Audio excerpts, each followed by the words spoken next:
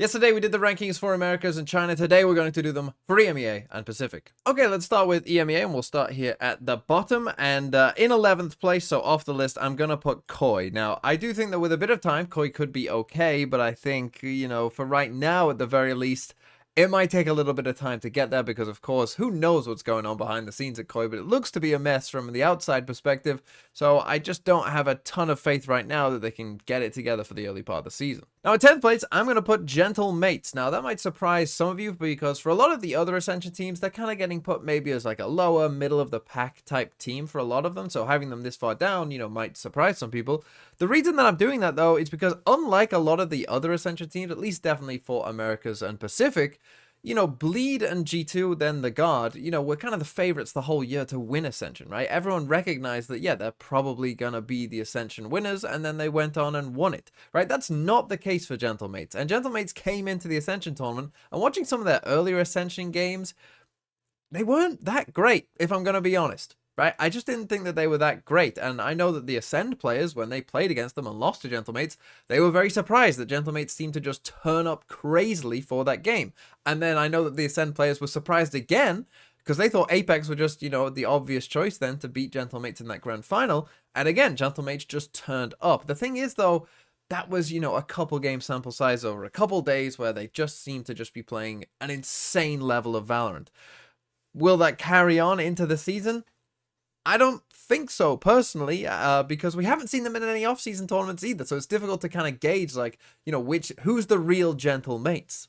In 9th place, I'm going to put BBL. Now, of course, there are a lot of doubters with BBL, myself somewhat included as well in that, but I just think, and this kind of happened last year for BBL as well, that they're just going to have a certain level of firepower that is pretty good, even if, maybe the strategic depth isn't there. If their firepower is good, which it tends to be, obviously, for these Turkish teams, that just will get you a couple wins against, some of the other bottom teams around there, and, you'll just be able to win some of those games. So I'm going to put BBL in 9th for that. In 8th place, I'm going to put Team Heretics. Now, I am actually a bit higher on Team Heretics than I think the average, kind of person here. The problem for Team Heretics is they are coming into this initial tournament with a sub, so I don't think they'll look great in this first tournament. In fact, I think if you were doing a power rankings, solely for kickoff, which this isn't really what I'm going for here, I think Team Heretics would probably be lower for that. But, more longer term, like how good do I think they'll be overall with their 5 main players? I think that they actually could be pretty decent, and I wouldn't be surprised if I was moving them up, to 7th, 6th, maybe, even at a push there. So I actually have some hope for this team, so I'll put them in 8th. At 7th place, we'll put Calming Core. This is kind of, I think, where a lot of people probably have Calming Core, kind of looking like a roster that, you can see some promise there. Obviously, Eng is a head coach that I think, it's going to be interesting to see what he cooks up, and I think that that's a big reason, honestly, that I'm putting Calming Core here in 7th, because I could maybe see a world where they do underperform still, right? That they aren't necessarily all that great, but I do kind of trust Eng, and I do think they've got enough kind of, good players that, they can make something work and that they'll at least be okay. In 6th place, I'm going to put Team Liquid. Now, I think you can go anywhere from 3rd to 6th. I think that's where it's kind of difficult to rank EMEA, and I think really, you could put Team Liquid anywhere from 3rd to 6th, and I wouldn't really care that much. I think it's all very close between that kind of next group of teams, you might say, in EMEA. I've put Liquid in 6th. Honestly, I guess partly because of the org tends to underperform, I think, expectations in general. So maybe that's part of it, just in the back of my mind. But also, I just think that I look at the roster and I'm like, the Apex guys, yeah, obviously were very good last year and, will probably do decently well. But I do look at some of these other teams as well and think, I kind of like what maybe the other teams are doing just a tiny bit more. In 5th place, I'm going to put Vitality. Now, again, this will be a bit of a shock to people because I know a lot of people are pretty high on Vitality and a lot of people will be looking at me and going, you've still got Giants down there yet to come and you've put Vitality in 5th. What the hell are you doing? And this isn't just for kickoff either, right? Obviously, they will, for the kickoff tournament, be playing with Destrian instead of Trex. And, so you might think like, oh, he's ranking them off that. No, not really. I just am a believer in Giants. And again, it's not that I think Vitality will be bad. I think that, again, this 3rd to 6th place, really, I think, and even maybe towards Navi as well, you know, like any of those teams can pretty much finish anywhere in that mix. I think they're all going to be very close. I just have a dark horse pick that is Giants, and I will be putting Giants in fourth. And this is the thing, a lot of people have been talking about, hey, Foot are the dark horses, or Vitality, they're a dark horse, or Team Liquid's badge is literally like a dark horse. The thing is, though, Giants are the actual dark horse of EMEA, because all of those other three teams, everyone else thinks is going to be, like, you know, pretty good. And like, particularly Vitality and Foot, a lot of people, you know, are picking them to maybe go to international tournaments and stuff like that. But more recently, I've come around to Giants. I just think that they are the true dark horse, right? I know on Plat Chat, they picked, you know, Karmine Corp to beat Giants in that first game, which again, just kind of goes to show you that, you know, maybe people aren't really that high on Giants. But I do think that they have some really, really good players. You know, like Cloud is like a definite top 20 world player. And I mean that. I truly do mean that. So Giants are kind of my dark horse for this, and so I'm putting them up there. But I do still believe and love Foot. Don't take that out of context, but I do think that Foot will be good. Very good, in fact. And yeah, I just have faith in them. I think they'll be able to build on last year. I think last year was really good for Foot, right? That they kind of gained that experience, perhaps maybe not really expecting to, of, you know, having gone to international events and, you know, have that experience. I think that, you know, they'll be in a really good place, to be honest. I think CNET on a Turkish roster again could be really cooking. Now the top two, again, we could have done this at the start, right? I'm gonna put Navi and then Fnatic.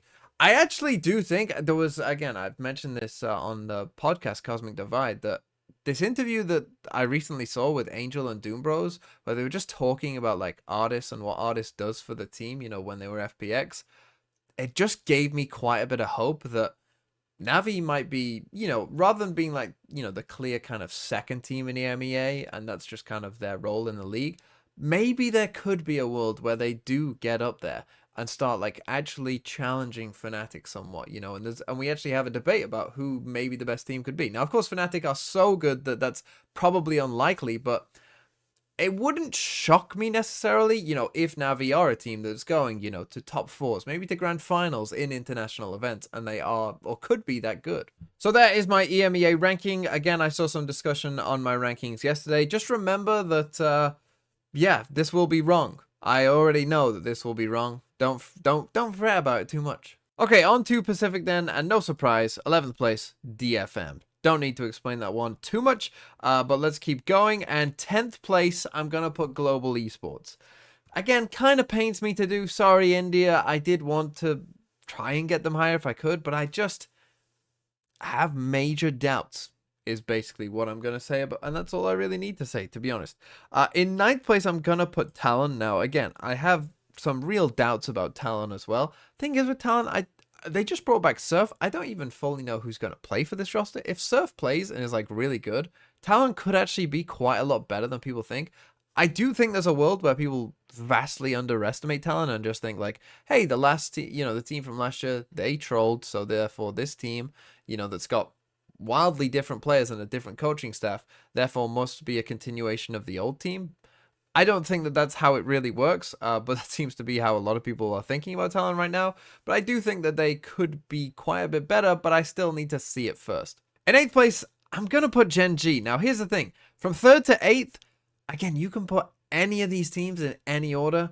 And honestly, yeah, sure. I wouldn't care, because I think it's very, very close. And it wouldn't surprise me if we just got a kind of system where on any given day, any of those teams could be any of those teams. It's just a coin flip every single time. Gen G, I guess I just have a bit less faith in their roster overall, you know, and I guess we'll see. Not that they don't have good players, because I think, again, they can be competitive. And if you told me Gen G were the 3rd best team in Pacific, I'd be like, yeah, that's fine. That makes sense. In 7th place, I'm going to put Team Secret. Now, here's the thing. Again, very difficult to rank these teams. When I was looking at this, I was like, I guess I kind of have to put them below Zeta Division in a way, because Zeta Division beat them in LCQ, and I think Zeta Division, maybe you could argue, got a bit better than Team Secret got better. So I guess Zeta Division are better than Team Secret, and then I'm looking at some of the other rosters, and I'm like, yeah, I kind of like you a little more and whatever. So yeah, that's basically the reasoning. In 6th place, I'm going to put RRQ. Now, RRQ are a weird one, because there's a part of me that, like, kind of like Choba, really wants to believe in RRQ. I don't know why. I just have this affinity. Like last year, I'll tell you what it was. Last year, RRQ played one map. I think it was against DRX on Split. And I was like, this is one of the best maps I think I've seen any team play. And I think, apart from that map, they were a fine team, not necessarily that special or anything. But for that one map, they were really frying. And I think it's just stuck with me of like, huh, I didn't know that this team could do that. And it gives me some hope that, like, maybe even with some upgrades, like, I wonder, what if they just became that team?